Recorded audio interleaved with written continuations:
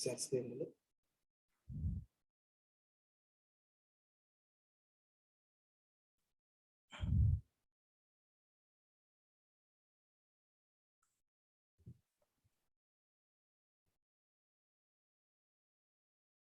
Udah kelihatan screen-nya?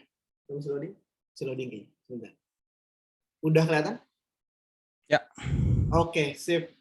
Mungkin sebelum kita mulai, kita sedikit berdoa dulu masing-masing, nggak usah lama-lama, biar hari ini sesinya bisa lancar juga, bisa memberikan manfaat, dan kita bisa banyak ngobrol dan terima feedback juga dari teman-teman semua peserta ya. Di sini udah ada 87 orang. Assalamualaikum warahmatullahi wabarakatuh.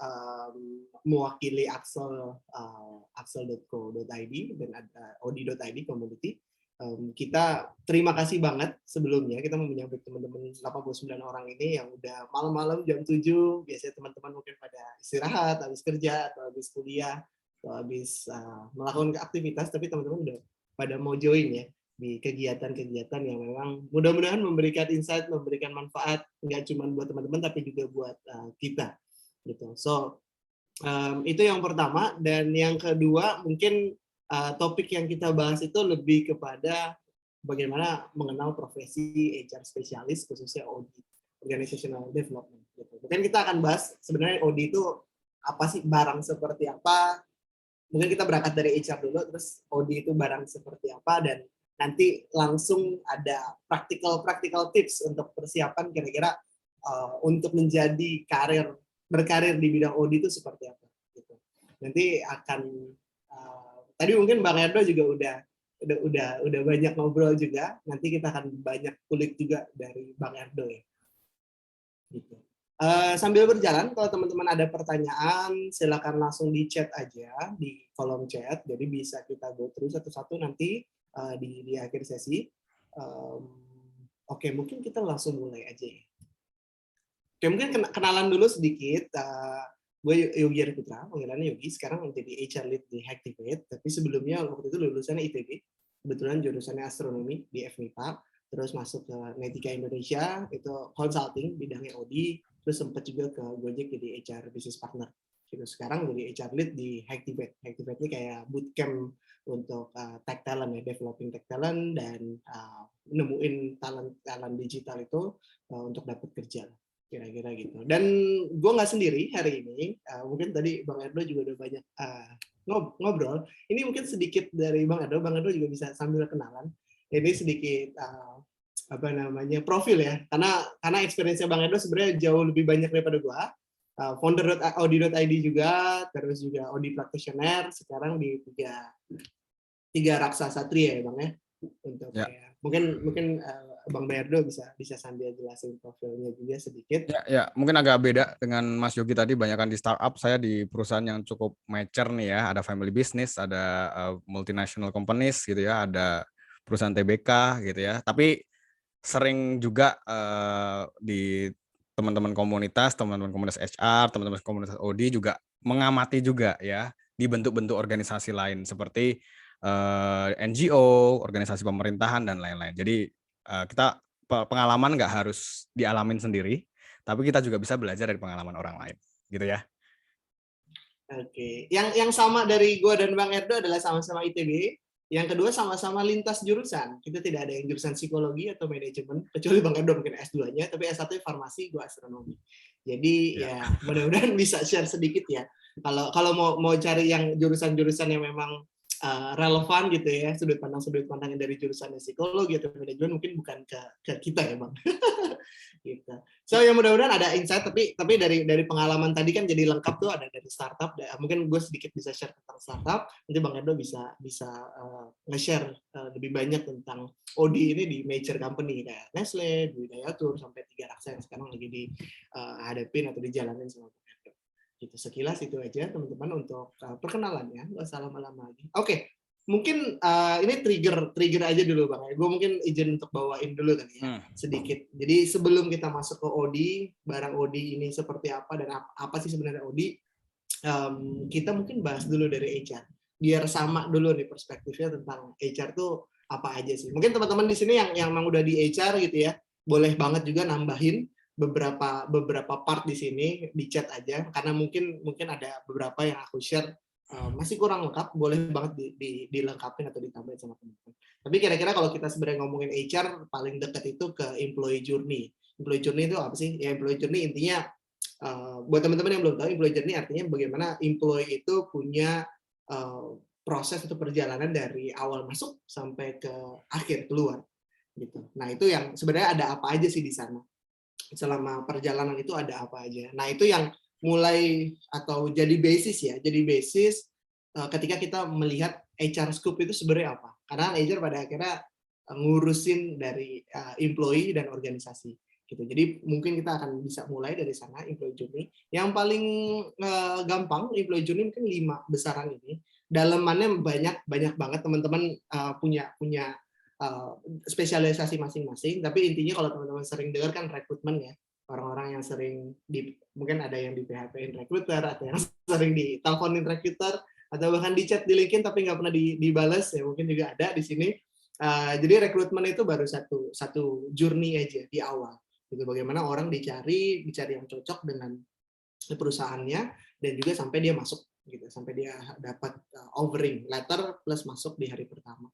Terus yang kedua, journey yang kedua, perjalanan yang kedua adalah performance. Bagaimana orang bisa perform dalam 3 bulan pertama terus sampai ke depannya. Itu partnya performance.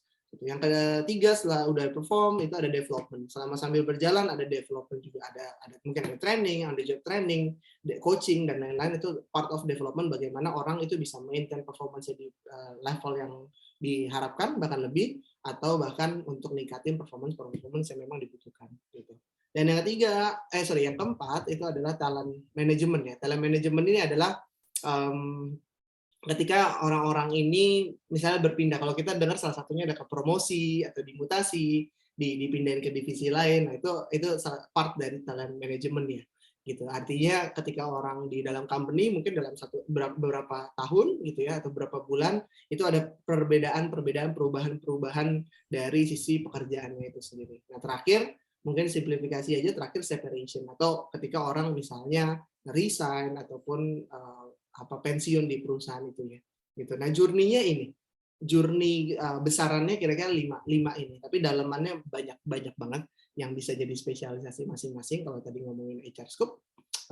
Tapi di samping ini sebenarnya ada nih hal-hal yang belum kelihatan ya dalam proses besaran ini, yang mana ya semua ini atapnya adalah bisnis atau HR strategi, bisnis dan HR strategi, karena HR pada akhirnya start with the business tuh butuhnya seperti apa, HR strateginya seperti apa untuk memenuhinya. Itu atapnya atau besaran atau yang membentuk experience di bawahnya semua ini, itu adalah strateginya seperti apa. Strategi itu gampangnya adalah misalnya kayak kalau di bola gitu ya, sama aja kayak 4-4-2. Itu kan strategi untuk bisa menembus pertahanan lawan misalnya kayak gitu. Nah, kalau bisnis misalnya strategi untuk bisa membuka market baru atau mempertahankan market yang sudah ada, atau meningkatkan sales misalnya, itu bisnis strategi salah satu contohnya. Nah, HR strateginya kayak gimana? Nah, ini kita turunin gitu ke pilar-pilar ini. Nah, tapi setelah atapnya itu juga ada yang namanya OD. Yang paling dekat sama strategi adalah OD dulu. OD ini end to end, dari rekrutmen sampai separation, OD itu terlibat. Karena OD, nanti kita ngomongin banyak scope OD, dan mungkin Bang Edo bakal banyak lebih bahas tentang OD ini. Kita akan undang Bang Edo untuk di obrolan tentang OD. Tapi kira-kira ini paling lekat atau paling dekat sama strateginya HR. Karena levelnya memang salah satu yang levelnya paling dekat dengan top level ya. Gitu. Nanti Bang Edo akan banyak bahas di sini. Nah, tapi di selain itu di bawah atau fondasi-fondasinya HR nggak akan berjalan tanpa payroll, operations, employee relations. Bagaimana payroll, karena setiap kali orang dari masuk sampai keluar tetap dapat payroll. Operations misalnya kayak ada kebutuhan legalitas dokumen segala macam di situ. Employee relation ya service biasa, misalnya kayak ibaratnya kalau ketika ada isu employee, isu sesuatu dalam prosesnya, itu orang HR juga, scope HR juga. Yang terakhir mungkin teman-teman tadi juga ada yang nyebutin kayak ini HR governance ya, atau data dan policy lah, gimana orang-orang ini yang melihat data dan policy itu untuk mendukung strategi HR secara luas, dan bagaimana journey-nya juga bisa terjaga dengan data dan policy. Gitu. Mungkin kalau teman-teman ada yang mau nambahin juga boleh banget. Ini harusnya mungkin mengcover sebagian besar, tapi pasti ada part-part yang sebenarnya di detail-detail dalamnya aja. Nah, kira-kira ibarat rumah kayak gitu, retaining masuk talent management kalau di sini. Karena itu pada akhirnya bagaimana kita nge-manage talent ya, mau kita nge-retain, mau promote, mau nge-mutasi dan lain-lain.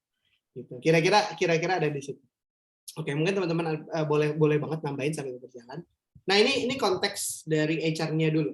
Nah, sekarang kita mau bahas ke OD nih, yang paling dekat dengan HR strategi. Oke, ini mungkin aku share sedikit. Ya, kalau ngomongin OD sebenarnya pilarnya ada 5 ini yang paling besar ya, atau paling sering salah satunya aku sering pakai lah. Gitu. Ada strategi, people, structure, reward, sama proses. Maksudnya ketika ngomongin OD sebenarnya yang diomongin 5 besaran ini. Gitu. Lebih detailnya nanti Bang Edo akan jelasin beberapa hal. Nah, ini bukan dari gue tapi dari Pak Gilbert, Designing Organization bukunya. Ini udah lama tapi masih cukup relevan untuk sekarang. Jadi ketika ngomongin OD itu ngomongin strategi, yang atasnya juga tadi makanya kenapa ditaruh di atas. So ngomongin people, ngomongin structure, ngomongin reward, sama ngomongin proses. Gitu. Nah, ini mungkin aku share sedikit dulu analoginya. Mungkin ini udah nggak begitu hype filmnya, tapi masih ada yang bisa dipelajarin. Kalau teman-teman udah pada di sini udah pada nonton Squid Game, itu ada pelajaran OD yang sangat-sangat menarik dari pilar ini. Jadi mungkin kita bahas satu-satu sedikit ya, sebelum kita bahas tips dan how to jadi orang OD, skill-skill yang dibutuhkan. Nah, mungkin teman-teman ingat orang-orang ini, atau sebenarnya live-nya lagi ketutup, tapi ada orang-orang ini. Orang-orang ini kan sebenarnya pada akhirnya dia kayak investor atau pemilik dari Squid Game itu kan. Sebenarnya Squid Game ini waktu itu dibuat itu tujuan besarnya apa sih? Boleh teman-teman chat juga kalau misalnya tahu tujuan besarnya sebenarnya apa. Mungkin ada yang bilang kayak nyari uang atau apa segala macam. Ya, itu salah satu. Tapi tujuan besar investor-investor ini adalah sebenarnya untuk kesenangan semata. Dan mereka ingin mencari pemenang-pemenangnya. Gitu, makanya berkali-kali ada Squid Game di bertahun-tahun itu. Nah, itu tujuannya. Dan ketika diturunin ke strategi, mereka bilang oke, kita bikin game.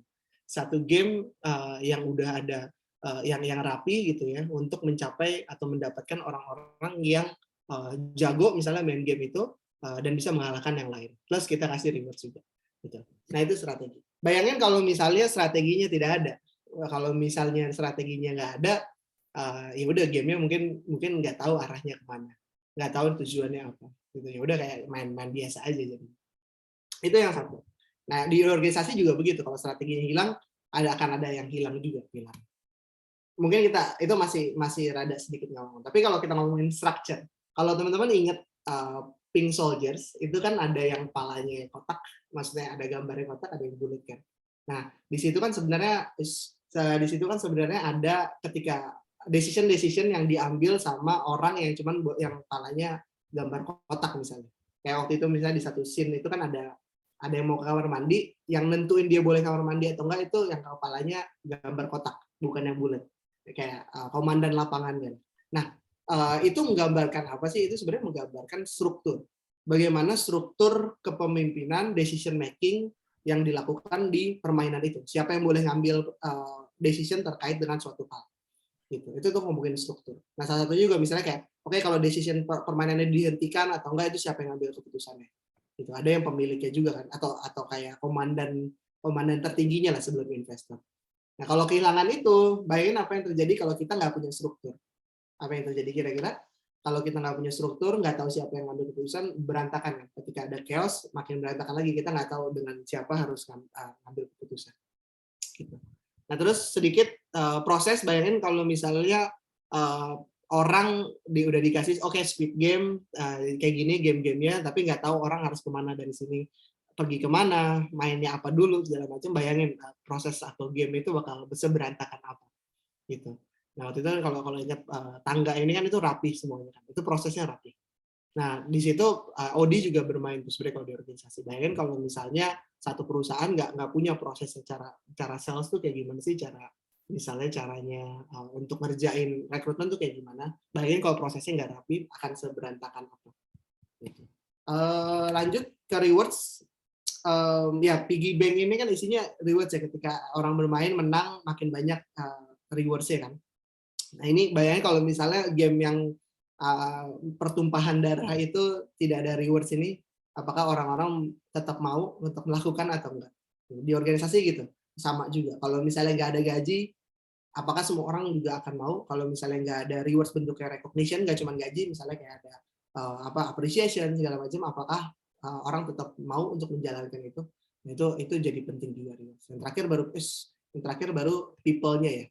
Bagaimana orang-orangnya juga punya skill, punya kemampuan untuk melakukan apapun yang distrategikan. Gitu. Yang pada akhirnya dapatlah orang-orang yang memang relevan atau yang cocok dengan culture maupun ekspektasi performance. Nah ini OD pilar ya, atau OD scope besarannya lah. Strategi, structure, proses, rewards, people. Yang semuanya saling berhubungan. Kalau salah satu hilang pasti akan goyang di organisasi juga kayak gitu. Mungkin itu pengantar sedikit.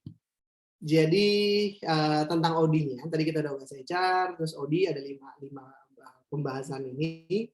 Terus mungkin kenapa sih pada akhirnya OD itu menarik ya? Maksudnya ini kan kita bahas OD, tapi kenapa sih harus berkarir atau mempersiapkan karir ke bidang OD? Karena ini ada data yang menarik, gue bisa share sedikit. Ya bareng sama Bang Erdo yang habis ini kita akan undang, yang dari tadi kita udah lihat nih mukanya Bang Erdo, tapi dari tadi belum banyak share, tapi gue yakin banyak banget yang bisa di-share sama Bang Erdo. Tapi yang menarik, gue balik ke yang tadi sedikit, kenapa OD itu penting? Kenapa OD itu penting adalah karena berdasarkan riset, menarik ya, berdasarkan risetnya World Economic Forum, OD itu ada di urutan untuk 2022 ya. OD itu ada di urutan ke-8 untuk job yang emerging.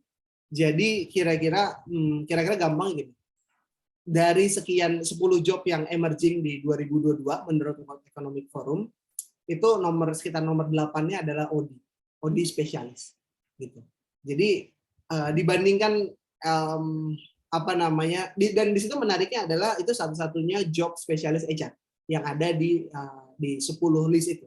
Dan bisa ditunjukin Mas Yogi. Sebentar, kayaknya bentar ya. Kayaknya ada yang sambil atau di bukan. Google lah. Kayaknya ke ini. Biar kebayang teman-teman. Iya. Yang mau ditunjukin apa?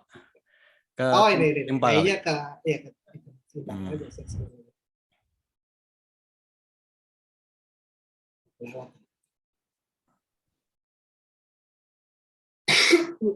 Nah ini deh. Top ke-9, sorry, gue ralat. Jadi emerging role dalam jumlah 133 juta ke depannya di 2022 ya. Ini data 2018 ya, udah 4 tahun lalu ya. 4 tahun lalu, tapi sangat-sangat relevan sekarang. Ini HR salah satunya yang masuk itu HR di OD spesialis. Gitu. Menurut World Economic Forum ya, menurut data. Sisanya ini adalah tech. Orang-orang tech, data analis, ya, machine learning, mungkin ada operation juga, ada sales juga, tapi rata-rata besarannya data spesialis gitu. Nah ini yang menarik, makanya di nomor 9 ini jadi penting ya, apalagi dengan adanya pandemi ini ya. Pandemi ini kan kata orang-orang kan adalah Chief Transformation Officer terbaik ya, yang bisa mentransformasikan organisasi gitu ya, atau organisasi manapun, mau di kampus, mau di bisnis gitu ya. Dan itu kenapa pada akhirnya OD ke depannya akan makin penting. Gitu. Karena kita nggak ada yang tahu nih organisasi ke depan harusnya modelnya kayak gimana. Yang tadinya mungkin offline sekarang harus online atau hybrid. Nah, bentuk organisasinya pun harus dianalisa terus ya. Dan dilakukan exercise untuk bisa dapat model yang terbaik. That's why salah satunya OD spesialis jadi penting di emerging market ke depannya. Itu yang jadi menarik kenapa OD ini kita bahas. Nah, mungkin nggak banyak-banyak lagi. Tadi pengantar sedikit aja. Gue mau langsung undang Bang Erdo. Halo Bang Erdo, tadi udah ngomong dulu. Halo. Ya. Gimana kabar lu Bang Erdo? Baik. Baik ya. Mungkin gue langsung aja kali dengan beberapa pertanyaan ya Bang Erdo ya. Terkait dengan OD. Mungkin lo mau ngasih ini dulu kan, ngasih sedikit tambahan lah atau insight ya, introduction terkait dengan OD. Boleh Bang sih. Tadi Yogi bilang OD ini masuk ke top 10 emerging jobs ya. Memang bisa jadi selain job-job lain, tadi ada tech banyak, kemudian sales, marketing yang masih relevan nih ya di masa depan, karena memang mereka juga ujung tombak bisnis ya, yang menghasilkan cuan dan lain-lain. Nah, ini yang menarik memang ada perwakilan nih dari Job Family HR People gitu ya, yang masuk ke prediksinya World Economic Forum tadi ya. Jadi itu data 4 tahun lalu ya, 2018. Mereka memprediksi tahun ini ya, walaupun tahun ini masih di awal tahun. Cuma kalau teman-teman lihat dan saya sendiri mengamati ya, kita di komunitas ODID itu selain berbagi referensi, berbagi jawaban tanya jawab ya, atau ada sesi-sesi kayak gini juga, tapi kita juga mengamati posisi-posisi OD yang ada nih ya, entah dia baru ada muncul, ada lowongan pekerjaannya gitu ya, itu makin tahun dalam 2 tahun terakhir ini ya, memang kerasa meningkat gitu ya. Mungkin memang benar ramalan WEF 4 tahun lalu ini relevan atau terbukti nih sekarang gitu ya. Dan saya juga melihat beberapa teman-teman HR yang tadinya spesialis lain ya, HR generalis juga, itu ada juga ya yang switching karir ke OD dalam 2-3 tahun belakangan ini. Jadi memang benar yang disebut Mas Yogi tadi, bahwa makin ke sini organisasi memandang transformasi atau agility dalam organisasi itu berubah, itu sangat penting ya. Era COVID ini ya, era ketidakpastian, kemarin sempat sebelum COVID ada perang dagang gitu ya, belum lagi Laut Cina Selatan, geopolitik dan lain-lain, itu yang membuat ketidakpastian organisasi bisnis maupun organisasi yang lain ya. Dan disitulah salah satunya peran orang OD ya. Selain memang transformational leader itu penting banget ya. Jadi seorang yang pemimpin yang mentransformasi organisasi, tapi saya yakin ya, dia tidak kerja sendiri ya. Salah satu di belakangnya adalah orang yang paling paham tentang organisasi tersebut, yaitu adalah orang OD ya, gitu. Wah, oke. Semakin menarik, gimana teman-teman? Semakin tertarik dengan OD ini. Boleh banget mungkin kalau udah ada pertanyaan. Oke, sambil kita jalan terus, mungkin kita bentuknya semi talk show ya, Bang. Mungkin Ya, biar gua agak langsung santai ya. yes, gue langsung nanyain aja beberapa hal yang gue penasaran nih dari Bang Ed. Oke, oke Bang, mungkin bisa share sedikit kenapa sih pada akhirnya OD itu posisi yang penting ya untuk di organisasi? Ya, tadi Gimana? barusan saya sebut sebenarnya ya. Ya, Itu yang paling penting kalau menurut saya sekarang, kondisi sekarang ini ya. Memang sebelum kita mengalami kondisi ketidakpastian era VUCA yang dulu juga disebut kan VUCA gitu ya. Tapi VUCA-nya nggak akan se-ekstrim 2 tahun belakangan ini ya. Yang dimana ya, industri bisa kolaps gitu ya. Beberapa pilot ya. Beberapa harus pivot gitu ya, dari bentuk model bisnis satu ke model bisnis lainnya ya, teman-teman bisa lihat contoh-contohnya ya. Jadi merasa lebih penting ya. Sebelumnya posisi OD juga penting, terutama di organisasi-organisasi yang sudah makin besar nih ya. Saya sebut mungkin kalau dihitung jumlah karyawan ya di atas 1.000 ya, di atas 1.000 itu organisasi perlu buat standar ya. Kalau tadi ada teman-teman dari QMS ya, Quality Management System, yang tugasnya menstandarisasi buat SOP, proses bisnis gitu ya. Bahkan kadangkala juga bikin working instruction, dokumentasi, tadi juga bikin job description juga. Itu sebenarnya tanggung jawabnya orang OD sebenarnya, tapi kadang-kadang orang QMS juga dilibatkan di situ karena mereka good at ini ya, dokumentasi dan mendokumentasikan proses gitu ya. Nah, ketika organisasi makin besar, 1.000 ya, mungkin tadi organisasi yang 100 gitu ya, startup masih ratusan atau bahkan masih puluhan, secara HR mungkin masih dilingkupi kebanyakan generalis ya. Jadi biasanya organisasi yang masih di bawah 500 kalau saya amati ya, itu HR-nya belum terspesialisasi banget ya. Kalau udah ada pun oke. biasanya mulai dari rekrutmen ya, atau mulai dari HR operational seperti yang tadi Mas Yogi sebutkan ya, yang bayar gaji teman-teman itu karena itu fungsi-fungsi dasar HR. Tapi ketika organisasi itu berkembang ke orde 1.000 gitu ya, udah 4 digit gitu ya, itu dia mulai perlu HR spesialis lain ya. misalnya udah perlu people development, dia udah mikir gimana sih ngembangin karyawannya gitu ya. Dia udah mikir gimana sih mungkin lebih banyak nih masalah-masalah yang berkaitan dengan legal ya. Jadi perlu industrial relation atau employee relation sendiri gitu ya, yang ngurusin Yap. itu sendiri. Kemudian juga yang satu lagi ya OD ini ya. OD ini dia bekerja kalau dia spesialis ya, dia bekerja dari mendesain struktur organisasi dan atribut-atribut organisasi yang ada di dalamnya ya. Jadi kalau dibilang apakah OD itu ada di setiap organisasi? Jawabannya tidak ya. Posisi OD ya, tapi pekerjaan OD itu selalu ada ya. Kenapa? Karena kalau nggak ada orang OD-nya pun pasti si owner atau head HR-nya atau user yang ada di head di dalamnya itu pasti mereka nggak mau bikin struktur lah, bikin rules of the game gimana sih orang-orang di situ berkomunikasi satu sama lain. Siapa berhak merintah siapa, siapa pangkatnya lebih tinggi dari siapa. Nah, itulah sebenarnya yang dilakukan seorang OD spesialis ya. Jadi teman-teman mungkin akan baru mendapati OD spesialis ini di organisasi-organisasi tertentu ya. Kalau dulu mungkin saya lihat di atas 1.000 baru biasanya ada orang yang dedicated ngerjain OD ya. Di bawah itu mungkin masih digabung-gabung tuh ya.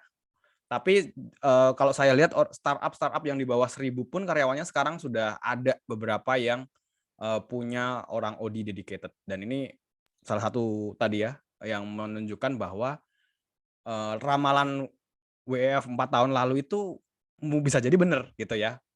Ya, dan makin ke sini makin kebuka peluang-peluang teman-teman yang mau belajar dan tertarik belajar ilmu yang kaitannya dengan behavioral ya, mungkin agak beda sama ilmunya teman-teman rekrutmen atau teman people development yang mungkin memandang manusia sebagai objek perorangan gitu ya. Tapi ini orang OD biasanya memandangnya secara komunal gitu ya. Kita ngomongin tim, ngomongin Grup ya. departemen ya, grup ya, Yap. suborganisasi, organisasi bahkan network dari organisasi itu ya.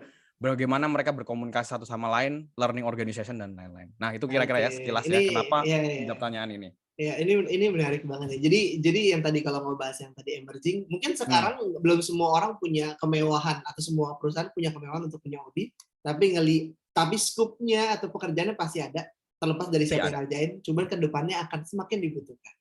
Ya. Gitu. Jadi mungkin nggak cuma 2022 tuh tadi, tapi akan lanjut nih sampai Hmm. ke depannya. Oke, menarik. Teman-teman kalau ada yang mau langsung tanya, boleh banget di chat ya. Kita lanjut. Tadi mungkin udah bahas sedikit juga apa yang dikerjain di organisasi. Mungkin Bang Edo mau tambahin dari beberapa hal yang kita udah bahas. Ya, Kak. Nah, jadi gini, saya pernah mungkin ini dulu ya. Saya pernah di komunitas ODID, itu kita mengumpulkan praktisi OD dari setiap organisasi. Di situ ada orang-orang yang paling bertanggung jawab, paling paham tentang organisasinya masing-masing ya. Dan kita punya semacam ini ya, apa ya, kesepakatan bersama atau bukan kesepakatan, kita boleh mungkin awal dari polling lah ya. Nah, orang-orang OD di Indonesia tuh ngapain ya? Apakah sesuai dengan textbook-nya gitu ya? Dan dari situ kita bisa tahu nih, mayoritas pasti ngerjain fungsi yang paling dasar tadi sebagai arsitektur dari sebuah organisasi ya.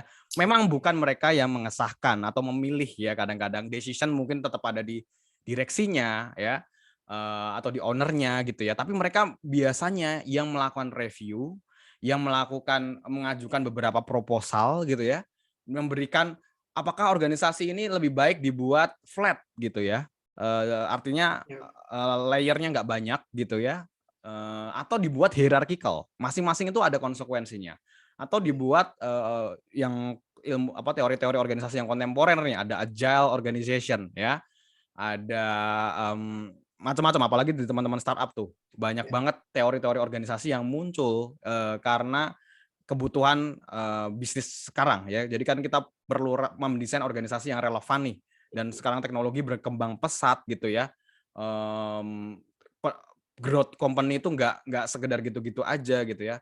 Jadi banyak banget teori organisasi yang bisa diaplikasikan gitu ya. oke. Kemudian apa yang dikerjakan Odi, kita waktu itu tadi ya struktur arsitek dari organisasi itu, jadi membuat organisasi itu relevan dengan kebutuhan bisnis ya kalau di organisasi bisnis.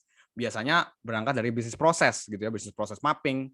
Kemudian mau organisasinya dibuat fungsional ya, apa ataukah mau dibuat matrix organization dan lain-lain. Nah, itu nanti ada opsi-opsinya tuh. Teman-teman kalau mau jadi orang OD minimal paham teori-teori dasar organisasi, apa saja kelebihan dan kekurangannya gitu ya. Sebelum lanjut ke skill,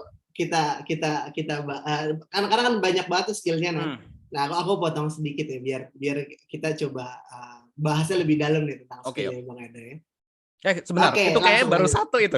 Iya, makanya baru satu. Kita langsung aja makanya. Aku pertanyaan besarnya tadi udah dijawab sedikit kan skillnya. Aku sekilas kerjaan lain orang OD ya. Walaupun ini mungkin teman-teman harus explore sendiri ya. Kaitannya dengan job analysis, job evaluation, manpower planning gitu ya. Performance management, kalau teman-teman kenal KPI, pasti semua punya KPI di organisasi gitu ya. Ada yang pakai OKR, ada yang pakai 4DX dan lain-lain. Performance appraisal kayak yang kita alami biasanya di di akhir tahun gitu ya, change management dan lain-lain. Jadi kerjaan OD itu secara sekilas dari A sampai Z itu ya. Nah, mungkin nanti kita kalau perlu kita dalemin satu persatu ya. Oke. Oh, lengkap banget. Banyak teori-teorinya ya. Memang di OD ini perlu punya sedikit sense untuk teori ke sana ya. Karena dari situ kita exercise atau eksperimen. Oke, tadi Bang Edo menarik banget udah bahas skill, salah satunya adalah skill tentang OD, dasarnya itu behavioral. Mungkin kita langsung bahas yang lainnya. Kira-kira selain itu skillnya apa lagi, Bang? Oke, yang pertama kalau menurutku orang OD ini yang penting analytical thinking-nya harus bagus ya. Jadi ini soft skill, mungkin nggak cuma OD ya, kerjaan kayak tadi yang masuk ke top 10 wave prediksi tadi yang tentang data analytics, data science, itu juga analytical job ya. Itu juga perlu sama ya, kita fact base, kemudian based on data, kita harus bisa memberikan alasan yang kuat kenapa satu intervensi atau aksi atau plan itu project itu perlu dilaksanakan gitu ya. Kemudian yang nggak kalah penting seorang OD practitioner juga perlu pemaham tentang ilmu project management. Ini juga soft skill ya. Jadi teman-teman karena tadi yang namanya OD itu jarang banget kerjaannya yang operasional. Kalau iya pun biasanya minimal cycle-nya tahunan ya, kayak PA gitu yang rutin atau mungkin bulanan ya, beberapa ada yang cycle-nya bulanan kayak ada performance bulanan gitu. Ada juga yang project based, mostly sih project based. Makanya skill project management teman-teman harus mantep nih kalau mau jadi praktisi OD yang kece gitu ya. Kemudian yang keempat itu adalah facilitation skill. Ini juga soft skill ya. Jadi mungkin yang nomor satu tadi ya, yang hard skill ya, knowledge ya. Yang facilitation skill ini juga kaitannya gimana teman-teman itu bisa jadi kayak Mas Yogi gini, jadi moderator atau jadi fasilitator lah untuk diskusi high level. Nah, karena yang unik dari orang OD ini dibanding mungkin relatif ya dengan teman-teman HR lainnya atau bahkan fungsi lain, dia ini sering ketemu dengan top management gitu ya. Jadi teman-teman harus confident berkomunikasi dengan mereka gitu ya, entah BOD atau BOD-1 atau bahkan stakeholder lain ya, VVIP lah ya di organisasi itu. Dan tak jarang teman-teman harus tadi menjadi fasilitator diskusi ya, mengarahkan diskusi sesuai ini ya, supaya ketemu tujuannya, objektifnya. Kemudian yang terakhir kalau menurut saya, ya walaupun ini nggak terbatas pada ini, teman-teman harus jago jualan ide, jago presentasi, dan juga convincing ya. Kalau kita propose di awal itu kita jualan ide, tapi juga ketika di akhir project selesai, teman-teman juga harus bisa meyakinkan bahwa impact-nya ini memang sesuai dengan yang diharapkan ya. Jadi itu mungkin ya Yok, 5. Ada 5 ya berarti. Yang pertama tadi teknis atau behavioral, pemahaman tentang behavioral. Yang kedua data analytics karena banyak data juga di sana. Tadi yang ketiga lanjutannya adalah OD itu sendiri. Yang keempat facilitation skill. Sama yang kelima apa tadi terakhir ini ya, apa kemampuan menjual ide. Ya, itu tapi tidak terbatas untuk itu ya. Menurutku ada 5 ya. 5 yang topnya harus lah kira-kira. Yes. Oke. Jadi behavioral, terus yang kedua tadi adalah data analytics, yang ketiga OD-nya sendiri atau pemahaman HR dan pemahaman bisnis, facilitation skill, yang terakhir adalah kemampuan untuk menjual ide. Oke, sip Bang. Ini menarik Bang. Makin menarik ya. Oke, sip. Mungkin sedikit satu pertanyaan sebelum kita lempar ke penanya nih. Tips memulai dan berkarir di Audi, terutama khususnya nih Bang Edo, dari mungkin kita bukan dari yang jurusan yang sesuai ya, manajemen ataupun mungkin saya yakin yang psikologi. jurusan yang nggak sesuai itu lebih banyak daripada yang sesuai ya. Ya, Dan sesuai pun relatif nih. Apakah ah. beneran itu atau Ya, bukan? mungkin tipsnya general. Oke, Kita bisa jadi dipakai gini, buat keduanya. aku bagi ke posisi teman-teman karena starting point orang beda-beda ya. Posisi sekarang orang-orang beda-beda ya. Jika teman-teman tertarik sebagai apa namanya Odi tadi menurutku, wih menarik banget nih. Pertama tadi ya, ketemu orang-orang penting di organisasi gitu ya. Ini privilege yang nggak semua orang punya dapat ya. Bahkan Odi officer, Odi staff pun ya bisa jadi kalau trust-nya ada ya, bisa jadi dia langsung ngobrol dengan top management gitu ya. Kemudian pasti tadi ya sesuatu yang baru terus dan lain-lain. Nah, ketika teman-teman menganggap proses ini kayaknya posisi ini menarik nih. Gimana caranya? How-nya nih ya. Yang pertama saya bagi kalau teman-teman masih mahasiswa, teman-teman bisa incar jurusan-jurusan yang kaitannya dengan behavioral ya. Mengamati perilaku manusia gitu ya. Kayak psikologi ya atau bahkan cabang psikologi yang mungkin lebih ke organisasi itu ada ya, psikologi industri dan organisasi ya, di beberapa kampus itu ada jurusan khusus. Kemudian teman-teman bisa lihat jurusan manajemen SDM tentu saja. Aku yakin Odi pasti dibahas di sana karena Odi adalah part strategi dari HR. Tapi jika teman-teman nggak dari sana pun, misalnya posisi teman-teman sekarang fresh graduate atau sudah mahasiswa gitu ya, udah terlanjur milih jurusan itu, teman-teman tetap jika tertarik di posisi ini, teman-teman tetap bisa bridging ya ke posisi ini. Kenapa? Karena saya lihat praktisi-praktisi Odi yang ada di komunitas itu banyak banget yang jurusannya macem-macem gitu ya. Sama kayak orang HR kayak Mas Yogi dari astronomi gitu ya. Kadang-kadang out of the box jurusannya gitu ya. Kemudian teman-teman kalau fresh graduate ya, memang kemarin sempat ada yang nanya juga tuh di komunitas, kenapa lowongan-lowongan OD ini jarang banget ya, bukannya nggak ada, tapi agak jarang yang menerima fresh graduates ya. Beberapa OD spesialis itu start atau OD officer ya, OD staff itu require pengalaman 2 atau 3 tahun atau setahun lah minimal gitu ya. Karena memang biasanya orang OD itu di perusahaan atau di tim HR itu orangnya sedikit slotnya, jadi mereka terbatas. Mungkin kalau dikasih budget yang agak longgar ya, mereka akan cukup menarik yang berpengalaman. Jadi yang fresh graduate ya otomatis agak kalah di situ ya. Tapi jangan khawatir, banyak perusahaan-perusahaan yang ada beberapa perusahaan yang memberikan kesempatan OD yang fresh graduate ya, atau MTHR teman-teman bisa masuk lewat situ. Tapi mayoritas memang teman-teman OD ini kalau saya lihat, saya amati karir pathnya itu dari fungsi HR lain ya, seperti HR generalis seperti Mas Yogi ini, atau fungsi spesialis lain seperti rekrutmen ya, bisa dari people development itu mungkin saya lihat paling banyak ya, karena sama-sama job development in HR. Kemudian juga ada yang dari compensation benefit ya, itu juga analytical-nya kuat biasanya karena berhubungan dengan angka, data dan seterusnya ya. Kemudian fungsi-fungsi lain tadi juga ada yang nyebut dia orang IR sebenarnya, tapi juga mengemban fungsi OD ya. Anything possible gitu ya. Gitu Mas Yogi. Itu ya kira-kira tadi jalur-jalur baru 2 tuh Bang. Ada belajar tentang behavior human resource gitu atau HR sendiri. Yang kedua cari karir yang mungkin bisa mulai dari spesialis atau MT-nya HR. Ada lagi nggak? Ada lagi yang bisa dipersiapkan? Misalnya untuk mempercepat misalnya aku fresh grad atau aku career switcher gitu. Ya, teman-teman bisa kalau fresh grad ya, atau teman-teman masih ada peluang untuk ambil job internship, biasanya orang-orang OD itu buka kesempatan intern ya. Apalagi yang proses-prosesnya masih banyak manual, perlu dibantu anak intern misalnya performance appraisal dan lain-lain yang mereka belum punya sistem nih. Kemudian juga survei-survei ya, workload analysis itu project-project OD yang butuh manpower ya. Teman-teman bisa manfaatkan kesempatan internship itu ya untuk gain experience in OD, dan semoga itu jadi nilai tambah ya ketika teman-teman interview dan masuk tadi ya, ngincer posisi OD yang sedang lowong gitu. Oke.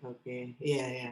Kalau waktu pengalaman gue, kayaknya Bang Endo juga punya pengalaman sama Boleh waktu share kita yuk. ngobrol ya. Kalau dari pengalaman gue kan tambahan atau untuk mempermudah belajar keduanya, yang pertama adalah cari orang yang sama-sama belajar, kayak di komunitas Yes, odi.id.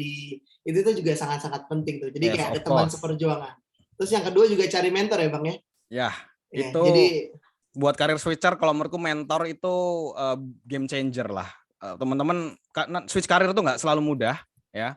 Kalau teman-teman punya orang yang nunjukin jalannya kemana ya dan keep teman-teman tuh motivating gitu ya, nggak putus asa, itu will be good ya. Mungkin itu bisa jadi memperkecil kemungkinan gagal ya. Oke, Gitu. oke. Jadi ada 4, aku udah chat juga. Tips berkarir di Odin nih langsung buat temen Hmm, langsung ilmu daging. Belajar tentang behavioral dan human resource-nya, terus cari karir bisa aja mulai dari spesialis atau MT atau intern, nanti baru ke arahin ke Odi. Terus yang paling gampang banget itu ikut komunitas, cari teman bisa perjuangan di sana dan cari mentor yang relevan ya. ya. Kira-kira untuk Odi untuk bisa makin cepet lagi. Oke. Sip. Nah ini mungkin Bang Edo mau sampaikan apa nih analogi sedikit nih Ya, mengenai ini final words sih. Kalau tadi Mas Yogi ambil Squid Game, saya mungkin ambil analogi profesi ya. Karena kalau teman-teman tanya cara bikin CV, tanya interview yang baik dan benar gitu ya, cara hunting pekerjaan, tanyalah teman-teman rekrutmen ya. Karena memang mereka kerjanya tiap hari itu gitu ya. Tapi kalau teman-teman pengen ngembangin karir, pengen tahu job-job apa aja di organisasi gitu ya, kompetensi-kompetensi apa yang disiapkan, levelingnya gimana, tanyalah orang-orang OD atau HR development gitu ya, karena memang kerjaannya tiap hari itu ya. Mereka yang paling tahu organisasi, yang paling tahu tentang jalur karir ya, karir path mereka yang buat itu ya. Dan kemudian juga bisa merekomendasikan langkah-langkah untuk teman-teman bisa climbing ya sampai puncak karir teman-teman ya. Jadi aku ambil analogi, yang pertama orang OD itu harus seperti dokter ya, dokter bagi organisasi. Kenapa? Tadi ya ada analytical tadi ya. Dokter itu tugasnya adalah diagnosis ya. Diagnosis organisasi ini sakitnya di mana ya, nggak relevannya dengan bisnis tuh di mana, gap-nya di mana ya. Dia harus tahu cari penyakitnya, dan yang paling penting filosofinya orang audit itu nggak pilih-pilih penyakit, nggak pilih-pilih pasien ya, kayak dokter ya, yang datang ke dokter itu kan orang sakit gitu ya. Ya jadi audit ini kayak konsultan lah, makanya orang audit itu orang audit sejati itu nggak cuma pilih organisasi yang sehat aja, dia justru cari organisasi yang sakit kalau mau proof the ini ya, the kompetensi gitu ya sebagai orang audit sejati gitu ya. Tadi dia harus bisa mendiagnosa, harus bisa ngeresepin, tugasnya dokter kan. Yang kedua, dia harus berperan sebagai chef. Chef itu orang yang meramu resep tadi ya, walaupun ya ada resep diramu, dia tahu bahan-bahannya itu dari mana aja ya, ada wortel, ada bumbu-bumbu gitu ya. Resource-nya tuh di mana aja, dia connecting the dots gitu ya, sampai bisa jadi makanan yang enak gitu ya, solving the problem. Dan yang terakhir, orang OD karena hubungannya dengan change management, dia harus bisa jadi magician ya, tukang sulap ya. Jadi dia harus bisa keep people amazed ya. Jadi orang OD yang oke, dia tuh bisa memberikan sentuhan karena dia bisa jadi perubahannya tuh drastis dan painful gitu ya. Mmm, Orang itu bisa banyak komplain, bisa resistensi. Tapi kalau dengan pendekatan change management yang baik dan benar, yang di-plan gitu ya, udah ada apa namanya, skenario-skenario yang dia siapkan gitu ya, dia bisa membawa orang dari titik A ke titik B ya, Oke. jalan yang mendaki, berbatu tanpa kerasa. Karena tadi dia menghibur, entertaining enough gitu ya. Sebagai seorang magician keep people amazed sampai titik, oh nggak kerasa ya kita sudah melakukan transformasi Wah, organisasi kayak gitu ya. Jadi simpelnya peran Odi tadi jadi 3 job ini gitu. wah, oke. Ini menarik ya. Tadi tips kita udah share juga, terus analogi terakhir sebagai penutup dari Bang Endo ini di gambar ini menggambarkan Odi. Terus juga kalau kita ngomongin pilar tadi sedikit, pilarnya ada 5, strategi, struktur, proses, people, sama rewards.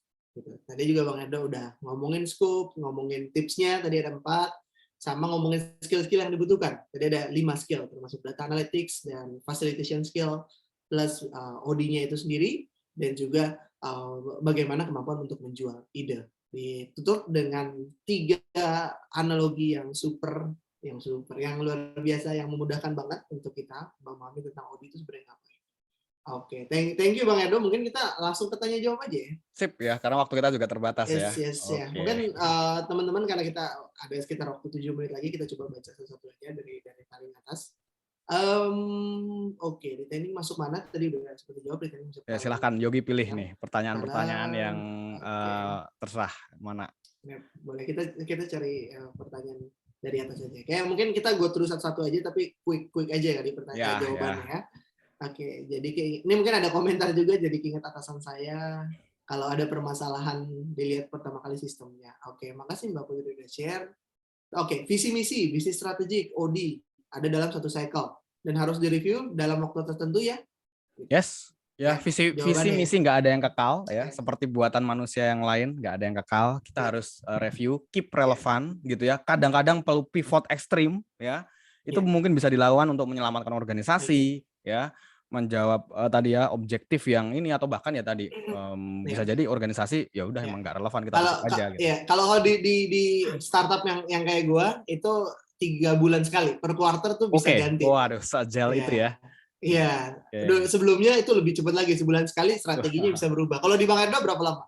Ya, perusahaan matcher agak panjang lah, karena yang visi misi itu ya itu kan sebenarnya juga tercantum di, bahkan menentukan visi itu nggak cukup direksi aja, bisa jadi komisarisnya ikut gitu, stakeholder-stakeholdernya ikut. Jadi nggak gampang untuk organisasi besar itu change vision kayak startup ya. Ini agility-nya beda nih gitu.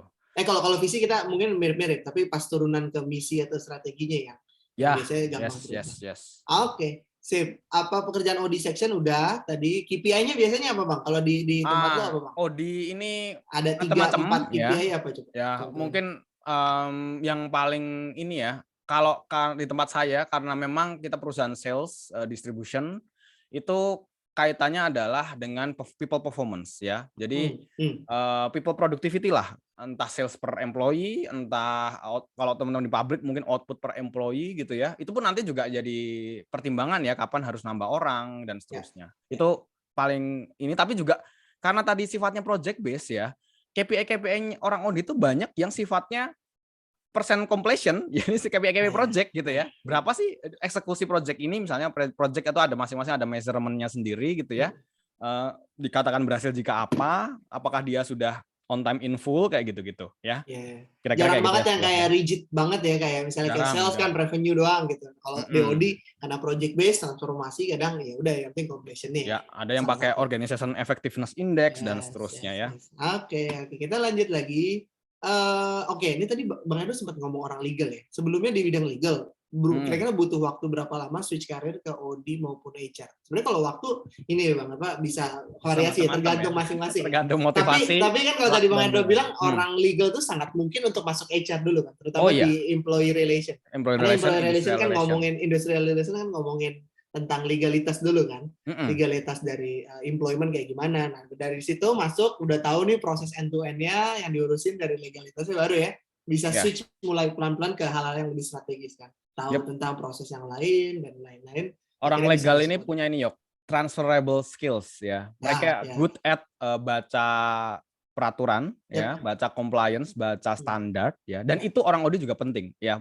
Bikin standar dan bahkan bikin policy. Ya, kadang-kadang bikin aturan main itu penting banget bagi orang audit, dan orang legal itu dalam kuliahnya dan teori-teorinya aku yakin juga punya banyak teori-teori tentang itu ya, stick and carrot dan lain-lain itu ya. Oke, sip. Oke.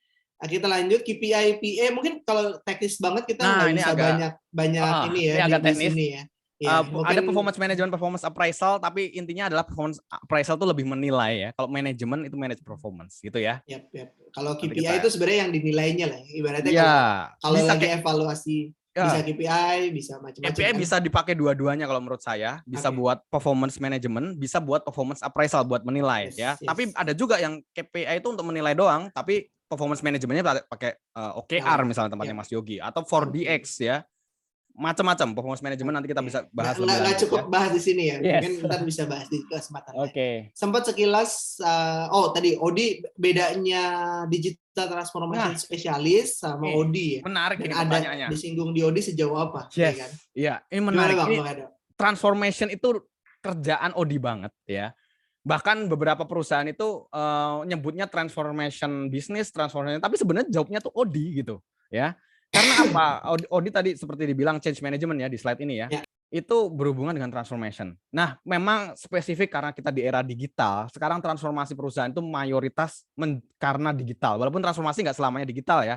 Kayak KAI misalnya. Teman-teman mungkin ada transformasi digitalnya, tapi lebih banyak lah transformasi yang toilet dari jorok ke bersih itu juga transformasi ya, tapi bukan digital. Nah, transformasi digital ini juga ada irisan dengan Odi lah gitu. Iya. Artinya kalau digital transformation yang dimasuk sama WF itu kan lebih ke orang-orang teknologi ya. Orang-orang yang bisa ngerjain teknologinya seperti apa, struktur teknologi kayak gimana. Jadi orang-orang tech lah. Gitu. Pesan buat teman-teman orang tech ya, biasanya implementasi teknologi itu kan perlu adaptasi tuh.